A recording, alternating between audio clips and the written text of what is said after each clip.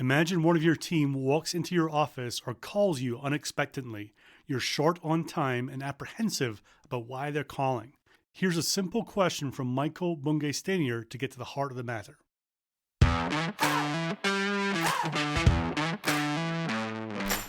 Welcome to the Bite Size Sales Podcast, where we believe that you don't need to take time out of the field or off the phone stuck in a classroom to get great sales training, and that taking bite-sized steps each day to get better at your craft is the best way to improve your results.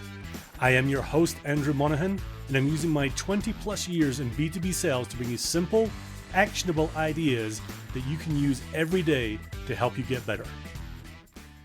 This episode is sponsored by Sales Bluebird.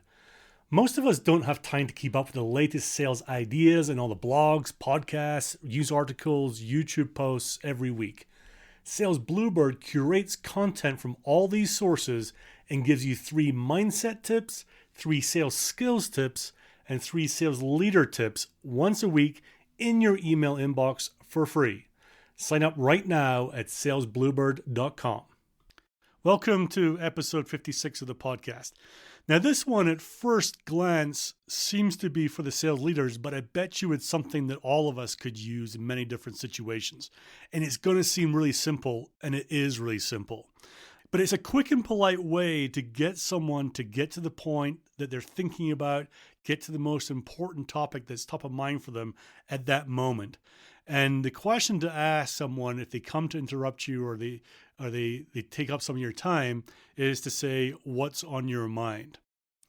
Okay, that's pretty simple. In fact, it's really simple and not that difficult to start taking action on. But what's interesting for me is why this question is so useful.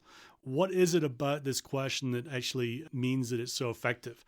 And Michael Bungay Stanier has written a great book, The Coaching Habit, and he's got many questions in there. And this is one of his questions that he talks about. So let me read directly from the book.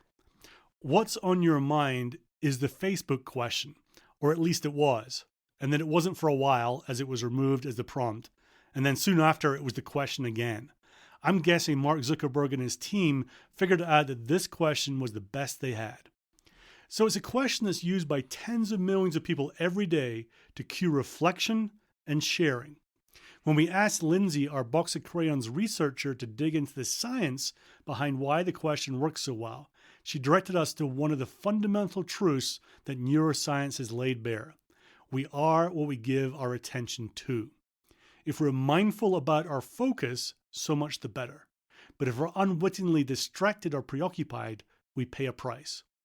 A 2010 study started by making the point that anytime we have something on our mind, it's literally using up energy. Even though it accounts for only 2% of your body weight, your brain uses about 20% of your energy. But more than that, what you're holding in your mind will unconsciously influence what you can notice and focus on. When you're thinking of buying a red Mazda, you suddenly start noticing all the red Mazdas on the road. Whatever you're thinking about can also influence the choices you make, so you might not, in fact, make the optimal choice. Asking this question works as a little pressure release valve and makes explicit something that might be unduly influencing the way you work. The question releases the challenge from where it may well be rattling around in a slightly unformed and unclear way that is, unbeknownst to you, narrowing the way you're seeing the world. And that's read directly from Michael Bungay Stanier's book, The Coaching Habit.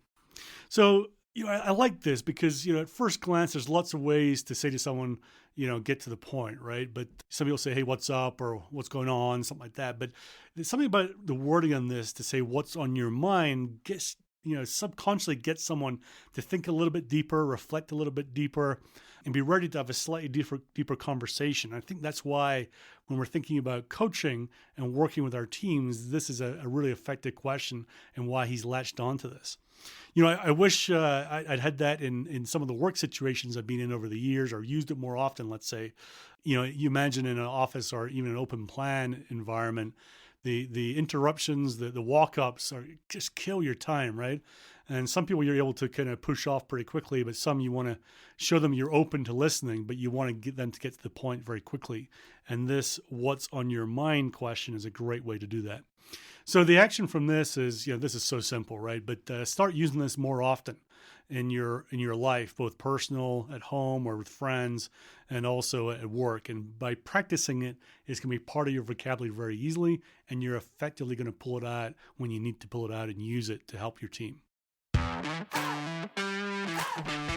If you like this episode, the single most useful thing you could do to support this podcast is share it with your sales network. It'll probably take you less than 20 seconds. All you need to do is click the share icon in your app right now and share it wide and far.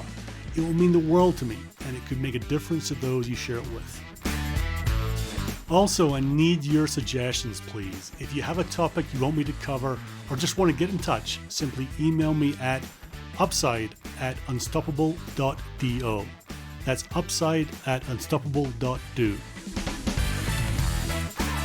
And now to wrap up, training without implementation is just entertainment, and pretty poor entertainment when I deliver it. So make sure you take action on what you learned today and keep getting it better and better each and every day.